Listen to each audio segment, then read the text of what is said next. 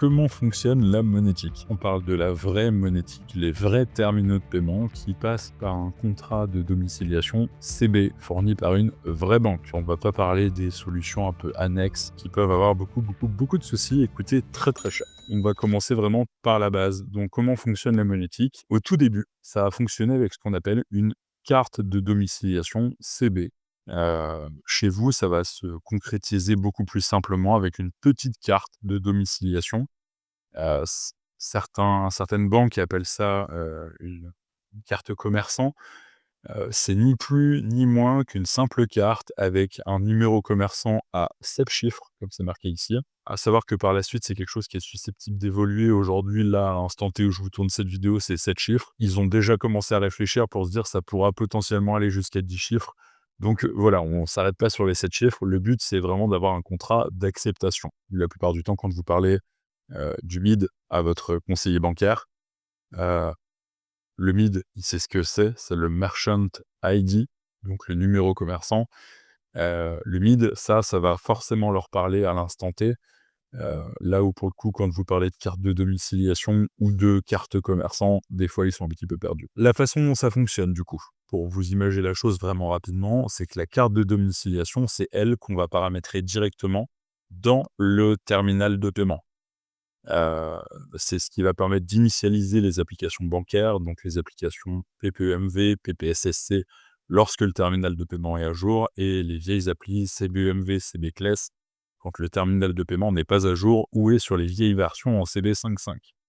Une fois que le terminal de paiement est correctement initialisé, qu'il a récupéré le numéro SIRET, qu'il a récupéré tous les éléments, importants, on va dire, au fonctionnement de son terminal, ça va passer donc forcément par internet et par une passerelle. La passerelle, du coup, c'est elle qui va permettre de faire les appels autorisation, les appels télécollecte, afin de contacter la banque du commerçant pour la remise de la télécollecte et afin de pouvoir contacter l'ensemble des banques pour les appels autorisation.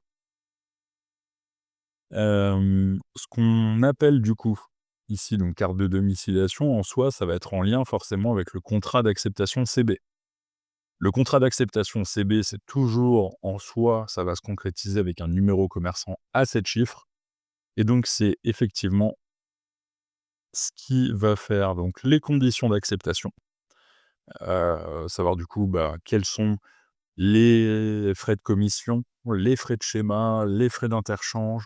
C'est vraiment ce qui va renégocier l'intégralité de toutes les informations. Combien coûte réellement la transaction?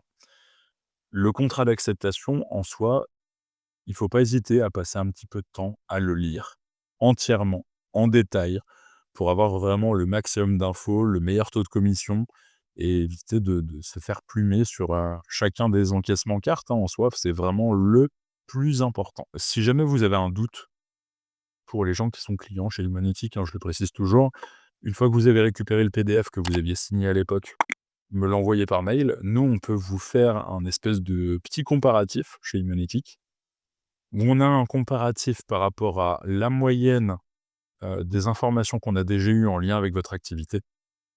On est plutôt pas mal placé là-dessus pour, faire vraiment des stats un petit peu poussées et vous dire si vous avez un meilleur taux ou un taux beaucoup moins avantageux que la plupart de vos confrères. La même chose en fonction de la moyenne nationale et encore la même chose vis-à-vis de tout un tas de critères différents. On aime bien vous dire à peu près dans quelle fourchette vous vous situez et vous dire si vous pouvez renégocier ou pas, quelle typologie de carte ou pas du tout. Voilà, sur le côté fonctionnement, appuyez-vous, je dirais, sur un mainteneur monétique, fiable qui fait vraiment son métier et qui est en mesure de vous aider, de vous accompagner quand vous en avez besoin. Du coup, on va se remettre sur la partie choix du terminal de paiement, à savoir que on ne parle bien que du vrai terminal de paiement professionnel. Les vrais TPE, donc Ingenico, Verifone, Pax Technologies, les vrais terminaux de paiement qu'on peut initialiser avec une vraie domiciliation CB, un vrai contrat d'acceptation d'une vraie banque. Voilà, tout simplement. On va pas parler des solutions parabancaires. Les solutions parabancaires, c'est clairement pas du tout ce qui va nous intéresser. C'est clairement pas des choses qui vont à l'avantage des commerçants, qui vont à l'avantage des professionnels. Donc nous, ça ne nous concerne pas du tout. La vraie question qu'il faut se poser dans un premier temps, c'est savoir est-ce qu'on se met plus sur un terminal de paiement fixe ou un terminal de paiement mobile? Le TPE fixe, comme son nom l'indique, c'est un terminal de paiement qui est fait pour être posé sur un comptoir. C'est un terminal de paiement, je dirais, quand on cherche la fiabilité, heu, là, pour le coup, il y a pas mieux. L'avantage du TPE fixe, c'est qu'il est tout le temps branché à une prise électrique, donc il y a pas de problème de batterie, il y a pas de problème de recharge, il y a pas tout un tas de soucis qu'on peut avoir. Il est posé, soit ça marche pas et là, pour le coup, la plupart du temps, ça marche vraiment très, très, très bien. Heu, J'aurais tendance à dire aussi dans les gros points positifs du TPE fixe, c'est la rapidité pour le coup quand vous voulez faire de la liaison avec la caisse enregistreuse. Si vous avez un logiciel de caisse sur lequel vous faites vos encaissements et là, d'un seul coup, vous appuyez sur le bouton CB, vous êtes pas obligé de remettre le montant à la main. Le montant s'affiche tout seul sur le terminal de paiement, ça fait vraiment gagner du temps, ça évite des erreurs en caisse. Le TPE fixe, c'est pas cher, c'est fiable. Franchement, il y a pas mieux. Moi, je sais que pour le coup, si demain j'étais, un commerçant, je partirais plus sur un TPE fixe parce que c'est la fiabilité, c'est la tranquillité, ça marche bien et en plus de ça, c'est vraiment pas cher à l'achat. Si par contre on a besoin de mobilité, si on a besoin de faire de l'encaissement à table, encaissement en extérieur, encaissement en livraison, là pour le coup la question elle se pose pas. Le TPE fixe, c'est clairement pas possible du tout.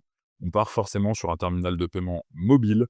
Le TPE mobile, bah, pour le coup, là, ben, c'est une batterie, c'est le fait de pouvoir se déplacer avec. La plupart du temps, avec carte SIM. Carte SIM qui, pour le coup, moi, je vous recommande une carte SIM multi-opérateur avec accès à Orange, Bouygues, SFR, Free.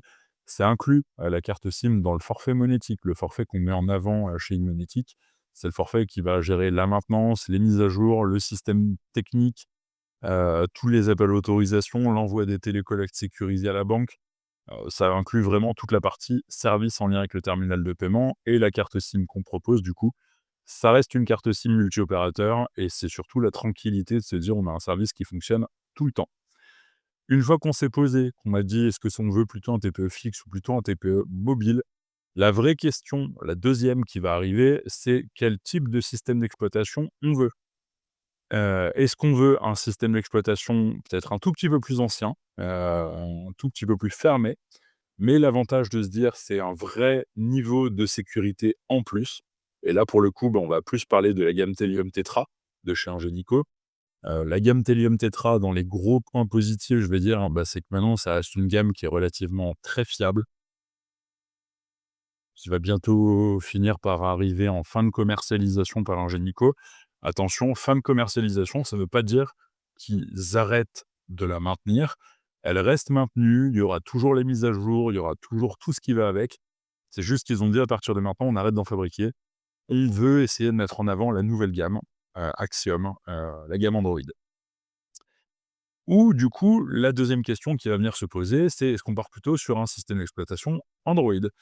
À savoir, comme je le précise assez régulièrement, c'est pas un vrai Android ouvert comme on le connaît sur les téléphones. J'ai Google Pixel qui doit être dans un coin. Ah, on parle pas de ça, clairement. On parle systématiquement d'un Android entièrement remodifié, entièrement sécurisé. Chez Pax, par exemple, c'est ce qu'on va appeler PayDroid. C'est une version remodifiée, vraiment faite pour les terminaux de paiement.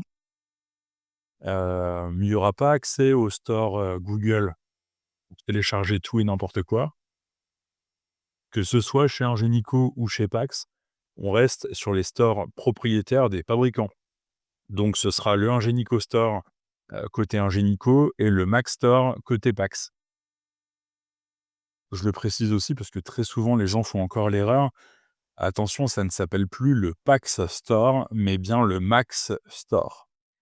Il y a une petite variante là-dessus. On a vraiment nos particularités en France. Le store de Pax pour la France, c'est vraiment un store édité et maintenu par Pax en France. Voilà pour, il y a, le petit côté technique du coup. Voilà sur le côté fonctionnement, à savoir quand même qu'on a fait une, vidéo qui vous explique beaucoup plus en détail. Vous avez vraiment le guide complet pour choisir le bon terminal de paiement qui vous correspond. Faut pas hésiter à retourner sur notre chaîne YouTube. On a vraiment une bonne vidéo qui est vraiment beaucoup plus enfin, qui donne beaucoup plus de détails, beaucoup plus d'explications sur tous les bons conseils, je dirais, pour choisir votre terminal de paiement. Comme d'habitude, si jamais vous avez la moindre question, faut vraiment pas hésiter. Vous savez qu'on est là pour ça. Je finis juste un dernier petit point technique qu'on me pose assez souvent niveau questions. C'est le côté passerelle. Quelle est la différence entre la monétique autonome, comme on la connaît aujourd'hui, et le côté monétique centralisé? Heu, la monétique centralisée, c'est vraiment ce qu'il faut comprendre, c'est le terminal ne va pas stocker la transaction, il l'envoie directement sur un serveur à l'extérieur. On peut le proposer si besoin, même si aujourd'hui, je dirais, c'est pas forcément dans l'intérêt des commerçants de partir sur de la monétique centralisée, c'est de se rajouter des risques de panne en plus, qu'on n'a pas besoin, surtout par les temps qui courent. Je dirais que la monétique autonome et la monétique hybride, telle que ça a été développé par Paylud, c'est des très bonnes alternatives. C'est ce qui marche aujourd'hui le mieux et c'est ce qui sera le plus fiable, je dirais. Le tout passe forcément par ce qu'on va appeler une passerelle monétique. La passerelle monétique, c'est ce qui va permettre, directement de communiquer avec la banque pour qu'au final, les fonds arrivent directement sur le compte du commerçant. La passerelle, ça fait partie des services qu'on va proposer. Là aussi, c'est toujours inclus dans le forfait monétique. À savoir encore une fois que nous, à notre niveau, on joue toujours la carte de la je dirais de la transparence et du zéro stress. La passerelle qu'on va vous fournir, elle est en tout illimité. C'est une passerelle qui est vraiment haut de gamme. Il y a accès à 2 serveurs différents, un site principal, un site de repli, qui sont vraiment les 2 gérés dans 2 data centers entièrement différents. Le but est de dire, bah, si jamais, par exemple, il y avait un data center où il y a un avion qui se crache dessus ou un attentat terroriste, il y a toujours le deuxième data center qui est en mesure de prendre le relais sans aucun problème.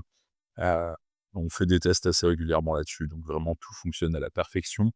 La passerelle chez nous, elle est en tout illimité pour les appels autorisation, pour les appels télécollecte. C'est-à-dire que vous n'aurez pas les petits astérix dans les contrats qui vous dit: «Attention, vous êtes limité à, 300 transactions et au-delà, c'est facturé à tant d'euros par transaction». On n'est pas du tout sur ce mode de fonctionnement-là. Heu, le forfait monétique, c'est vraiment du tout illimité. Le but étant d'avoir un service qui fonctionne tout le temps, de jour comme de nuit, avec, des techniciens qui sont en mesure de vous aider, surtout si jamais il y a le moindre souci technique. Hem, je pense qu'on a fait quand même un beau tour d'horizon de la monétique. Si jamais vous avez des questions, il faut vraiment pas hésiter à les poser en commentaire. Vous savez que de manière générale, on répond quasiment à toutes les questions et c'est surtout quand c'est des questions qui reviennent régulièrement, on n'hésite pas, carrément à en faire une vidéo. Donc voilà, si jamais vous avez la moindre question, il faut vraiment pas hésiter et puis vous savez qu'on est tout le temps là. Vous pouvez nous appeler directement au 04 28 29 84 26. Pensez, le plus important, à vous abonner à notre chaîne YouTube.